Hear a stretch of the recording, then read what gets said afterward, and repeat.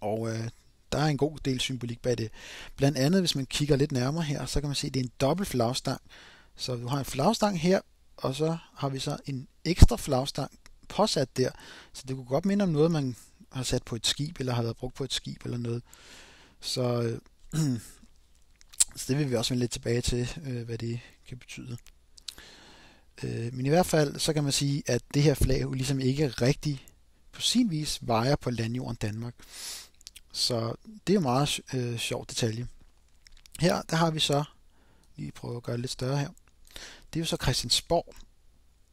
Og jeg så også nogle billeder i Kontant forleden dag, hvor man så nogle klip fra Christiansborg, hvor det her rigets flag vejer uden for Christiansborg. Og det kan godt være, at du måske går rundt på gaderne i København eller noget, og så undrer du dig over, hvorfor der ikke er flag op over de her bygninger, jeg nævner i det her.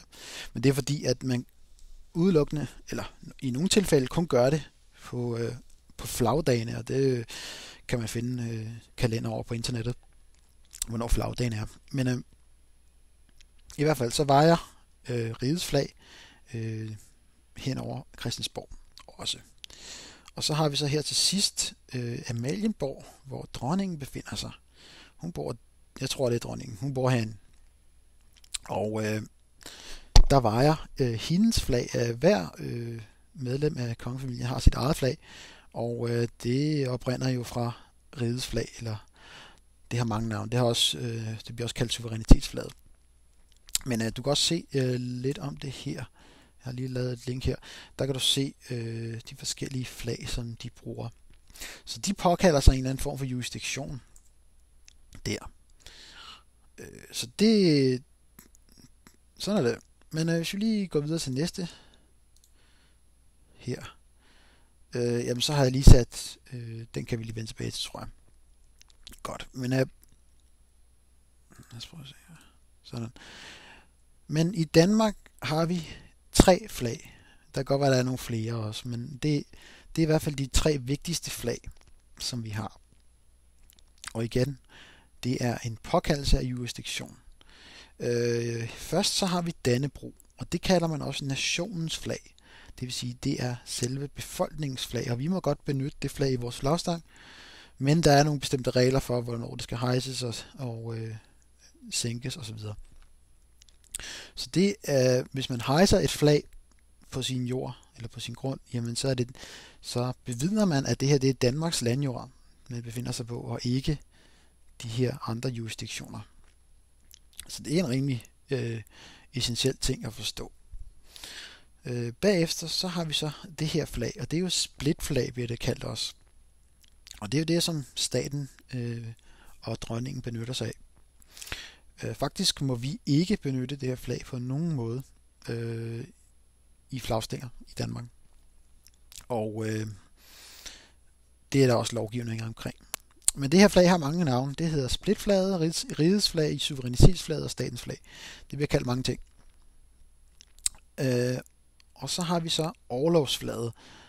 Og det er det søværnet bruger, når de befinder sig ude på søen. Og man kan se, at farven på det her flag er lidt mørkere end splitflaget. Så det er det, der hedder orlogsflaget. Okay, så det var flagene. Hvis vi lige går lidt videre her, så kan vi først begynde at snakke lidt om Dannebrog. Dannebrog faldt jo ned fra himlen, siger skrønerne. I 1219 faldt det ned i hovedet på Valdemar. Hedder han af Valdemar Ettedal og så videre. Det ved jeg ikke. Men i hvert fald, så faldt det ned fra himlen. Det vil sige, at flaget på sin vis, og i juridiske sammenhænge, og hvis du kigger lidt på symbolikken i det, faldt ned fra Gud. Det er Guds flag, der faldt ned til kongen af Danmark, som på derværende tidspunkt regerede over landjorden Danmark. Og der har så også været mange ændringer i den flaglovgivning, fordi at det ikke altid, at befolkningen har haft lov til at benytte sig af det her flag. Men det må vi godt benytte os af nu, så det er jo dejligt. Og kommer lige til at tænke på,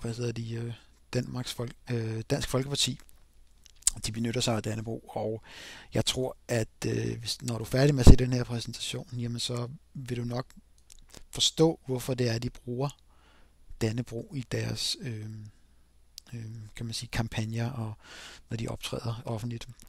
Det er der en rigtig, rigtig god grund til, tror jeg. Dansk Folkeparti er jo også for, altså ikke fordi jeg vil sige, at du skal stemme på Dansk Folkeparti eller noget, jeg stemmer slet ikke for nogen af dem, fordi at det er slet ikke en del af min jurisdiktion. Jeg har sådan set ikke noget med det der samfund at gøre, men i hvert fald Dansk Folkeparti står jo for dansk suverænitet, og de står også for, de er også modstandere af EU og så videre. Så man må sige, de står bag den suveræne danske nation. Det må man sige, det er deres kendetegn. Det var lige en sidebemærkning. Men i hvert fald, hvis man lige kigger på symbolikken her, så har vi Dannebrog, og det vil sige, det er Guds flag, og øverst i hierarkiet, og altså i lovens hierarki. Så det var lidt om Dannebrog. Så går vi lidt videre her til splitflaget, for det er en lidt længere historie. Vi kan lige starte her en gang. Jeg skal prøve at se her. Splitflaget, som jeg lige nævnte før, har vejet ude på Holmen i København på Søværnets kan man sige Søværnets base ude på Holmen siden 1788. Og det er jo lidt interessant, men hvis vi lige starter her i 1801, så har vi her slaget på Reden. Og slaget på Reden, det var jo englænderne under Lord Nelson, ham har vi heroppe, der angreb Danmark. Og der er det jo vigtigt at huske på, hvordan englænderne erobrede verden og koloniserede hele verden. Det gjorde de på flere måder. Den første måde, det var jo, at de lavede det, der hedder corporations. Jeg kan ikke huske, hvad det hed, Østindisk eller corporation. I hvert fald så var de første til at danne fiktioner, og de her corporations fik specielle privilegier og var beskyttet af den engelske hær og flåde. På den måde fik de monopol på handel, og langsomt indførte sø- og handelsretten i alle de lande. Og den anden måde, de gjorde det på, det var jo med deres geniale bankforretning. Så det kan godt være, at de brugte deres hær til at erobre landet, men de brugte pengene til at vedligeholde deres imperie, som stadig er aktivt, og som vi måske også vil vende tilbage til, at blot er en forlængelse af det romerske rige. Så den engelske bankforretning var baseret på det, der hedder fractional reserve banking. Og det er også en lidt længere historie, men fractional reserve banking, det er gået ud på, at man danner penge ud af den blå luft, og låner dem til regeringer, og så kalder det et lån, og så pålægger det lån renter. Det vil sige, hvis en privat enhed låner penge til en regering og lægger renter oveni, så bliver de her lån umulige at tilbagebetale, og den pågældende regering eller regent bliver bondefanget, og befolkningen bliver på sin vis også bundefanget i høj grad. Så det var lidt den måde, man gjorde det på. Men efter at englænderne så havde erobret verden på de her snedige faconer, og ligesom etablerede sig rundt omkring i verden, jamen så var jo også på tide at erobre resten af Europa. Det vil sige, at man erobrede først omverdenen, og så erobrede man omverdenen eller Europa. Og det gjorde man så ved hjælp af pengevæsenet og påkaldelse af sø- og handelsretten og jurisdiktionen.